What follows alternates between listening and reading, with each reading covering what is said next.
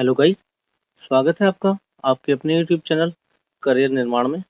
दोस्तों, आज हम पीजीटी सोशियोलॉजी फीमेल का क्वेश्चन पेपर सॉल्व करेंगे, जिसमें आज हम मैथ्स का पोर्शन सॉल्व कर रहे हैं। तो पहला क्वेश्चन देखते हैं।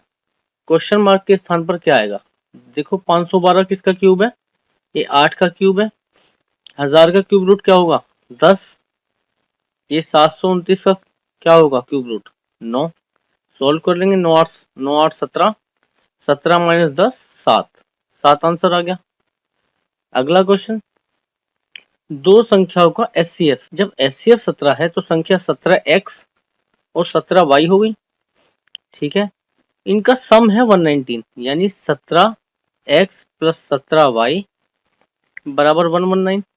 तो x प्लस वाई क्या आ गया? 17 से कट गया ये, 17 सत्ते 119। ऐसे कितने युग्म या ऐसे कितने जोड़े संभव हैं? देखो, x प्लस वाई की वैल्यू 7 रखनी है, तो x 1 हो सकता है, y 6 हो सकता है, पॉसिबल है। x की जगह 2, y की जगह 5 या 3 और 4 हो सकता है। इसके अलावा और कोई जोड़ा नहीं हो सकता। ठीक है, इसलिए कितने जोड़े हैं? 3 जोड़े। इसमें x और y की बस वही वैल्यू रखनी थी जिनका एचसीएफ हमेशा 1 हो। देखो, 2 5 का एचसीएफ 1, 3 4 का एचसीएफ 1, 1 6 का एचसीएफ 1।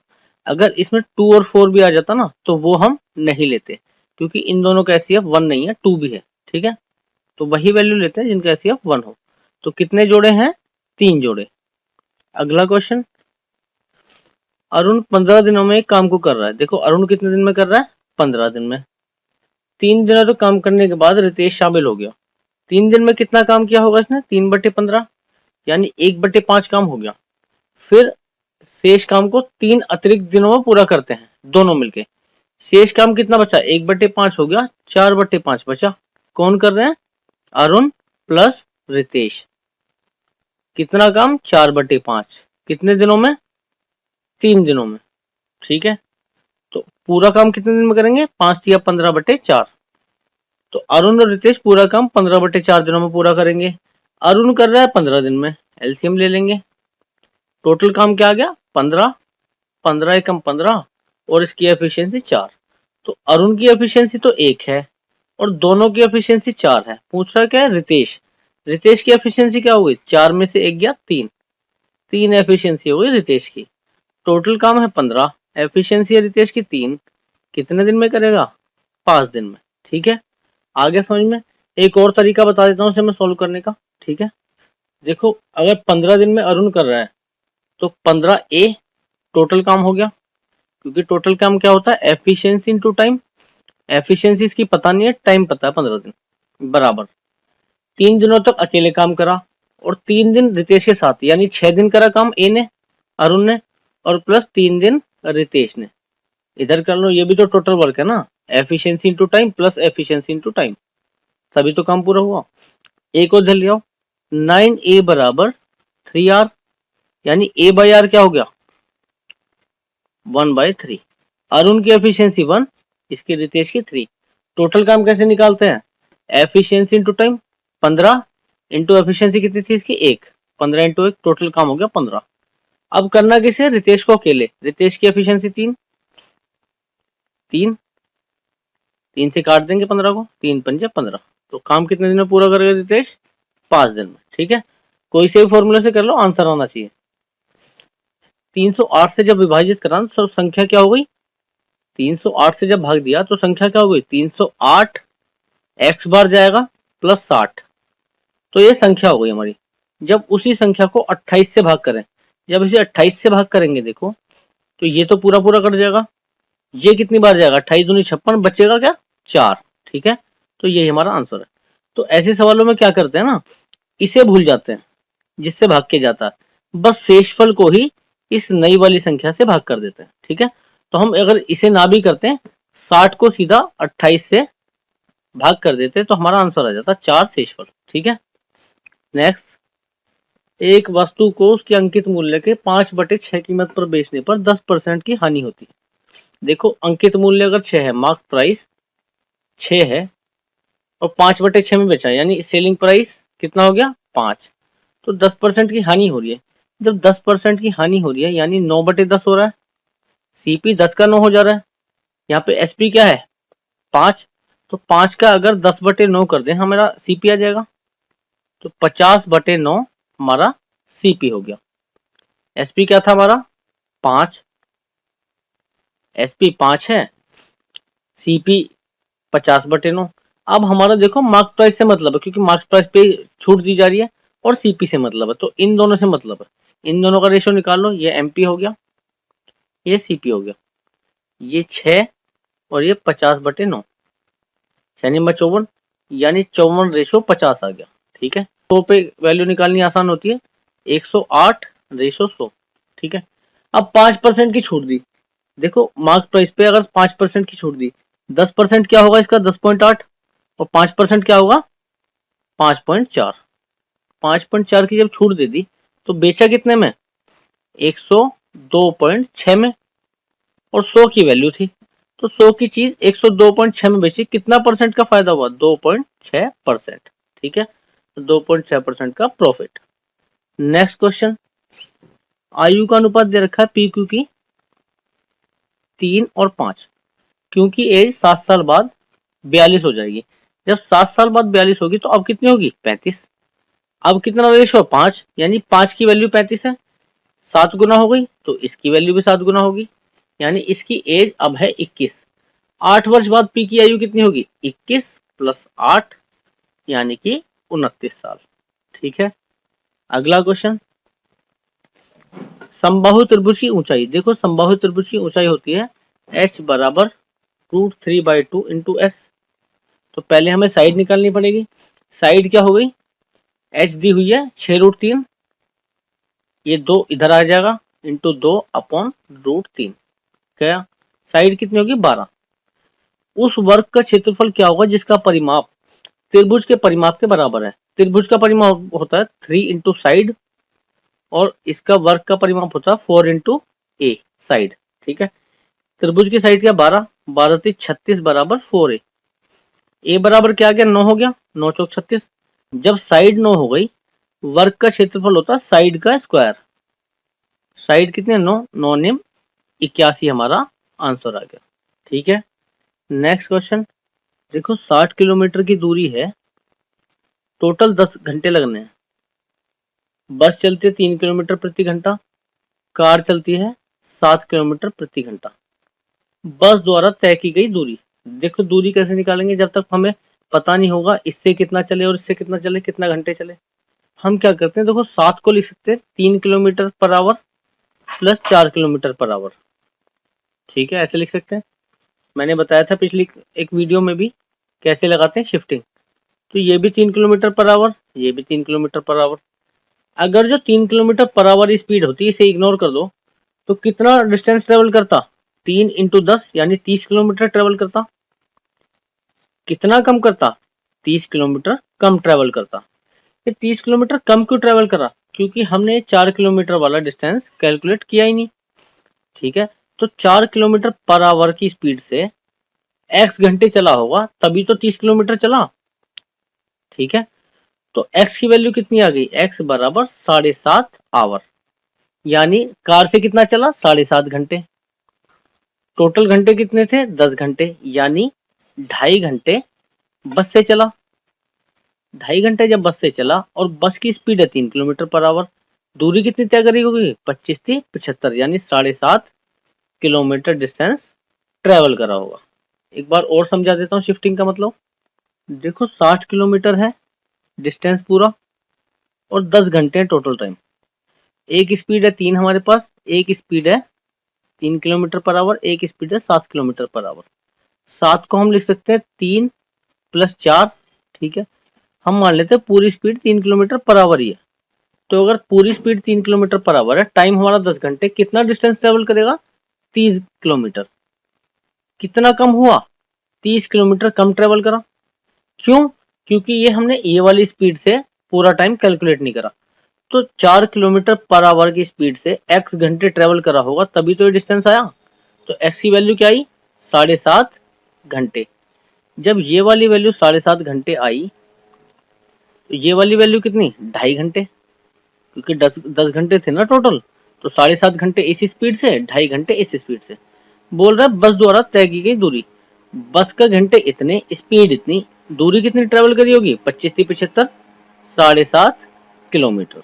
ठीक है, इससे आसान तरीका नहीं मिलेगा इसका। नेक्स्ट क्वेश्चन, एक ट्रक, कार और ट्रेन की गति का अनुपात दे रखा 6, 7, 9। कार 11 घंटे में 308 किलोमीटर की दूरी तय करेगी, तो इसकी स्पीड कितनी हो गई 308 बटे 11, 11 दूनी 22, 11 अट्ठे 88, 28 हो गई कार की। कितने गुना हो गई 4 गुना। तो इसकी भी कितनी हो गई 9 चौक 36, 4 गुना हो जाएगी इसकी भी होगी 6 चौक 24। क्या बोल रहा है, ट्रक और ट्रेन की समान समय के लिए एक साथ औसत चल क्या है। देखो औसत चाल कैसे निकालेंगे, देखो दो चीजें हैं तो औसत कैसे निकालेंगे, दोनों का जोड़ के आधा कर देंगे। 24 36 60, 60 बटे 2 यानी 30 किलोमीटर पर आवर इनकी एवरेज स्पीड। ठीक है, नेक्स्ट क्वेश्चन, ये देखो गलत आंसर दिया हुआ है इसमें, 382 प्लस 1350 का 60% कहते हैं, 20 या 60, 20 पंजे 100 माइनस 16 इंटू 28, 5 दूनी 10, 5 सत्ते 35, 0 इंटू 3, ये आ गया 810, 382 जोड़ा 2, 8 1 9, 8 3 11, 1192, 16 अट्ठे 128, 16 दूनी 32 और 12 44, 448 घटाना है। ठीक है, 12 में से 8 के 4, 8 में से 4 के 4, 11 में से 4 के 7, 744 आंसर आना था। इसमें से कोई सा नहीं है तो ये गलत था, इसे रिप्रेजेंट कर देना। नेक्स्ट क्वेश्चन, एक छोटी संख्या का 60% एक बड़ी संख्या के 40% से 16 कम है। हमने मान लिया बड़ी संख्या x है, x का 40% y के 60% से 16 ज्यादा है, और दोनों संख्याओं का सम दे रखा है 120। इक्वेशन बना के सोल्व कर लेंगे, x गुना 2/5 माइनस वाई गुना 3/5 बराबर 16, तो 2x माइनस 3y बराबर 80। ये क्या है, x प्लस वाई बराबर 120। काट लेंगे, देखो दुगना कर देंगे इसे तो 2x हो जाएगा, 2x माइनस 3y बराबर 80, और ये हो गया 2x प्लस 2y बराबर 240। घटा लेंगे, ये कट गया, ये माइनस 5y बराबर कितना आ गया, 80 में से 240 गए 160 माइनस के, तो y बराबर 32 पंजे 160। जब y 32 आ गया, इन दोनों का सम 120, तो x कितना आ गया 32 घटा देंगे 88। क्या पूछा है, छोटी और बड़ी में अंतर, 88 और 32 में अंतर कितना है 56, यही आंसर है। ठीक है, नेक्स्ट क्वेश्चन, 1260 सिक्के हैं, 3 पुत्रों में बांटे इन्होंने 2 3 4 के अनुपात में। जब 2 3 4 के अनुपात में बांटे 1260 सिक्के, कैसे बटेंगे, 4 3 7 2 9, 9 एकम 9, 9 चौक 36, 140, ये कितने हो गए 14 चौका 56, यानी 560 सिक्के थे ये वाले। अब ये क्या हो गए 2 3 और x, सिक्के अभी भी उतने ही है 1260। ठीक है, लेकिन इसे कितने सिक्के कम मिले सी को 200, यानी पहले 560 मिले तो अब कितने मिले 360। जब 1260 में से 360 इसे मिल गए, इसे कितने मिलेंगे इन दोनों को, इन दोनों को मिले होंगे 900 सिक्के। जब 900 सिक्के इन्हें मिल गए तो 3 2 5, 5 की वैल्यू 900 है, कितने हो गए 18 पंजे 90, 180 वैल्यू हो गई।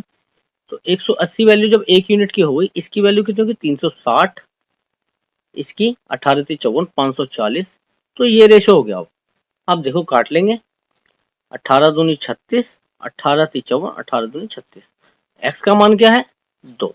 ठीक है, ऐसे सोल्व करना था इसे। नेक्स्ट क्वेश्चन, देखो आय बराबर व्यय प्लस बचत, ये एक्सपेंडिचर और सेविंग का रेशो दिया हुआ है, ये एक्सपेंडिचर है ये सेविंग है, और इनकम क्या होती है एक्सपेंडिचर प्लस सेविंग। क्या बोल रहा है, अरविंद की फरवरी की मार्च की और मई की आय का औसत।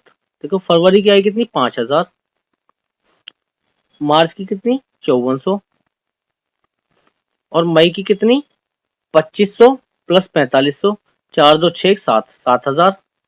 टोटल कितनी आ गई 0 0 4, 7 5 12, 12 5 17, 17 400।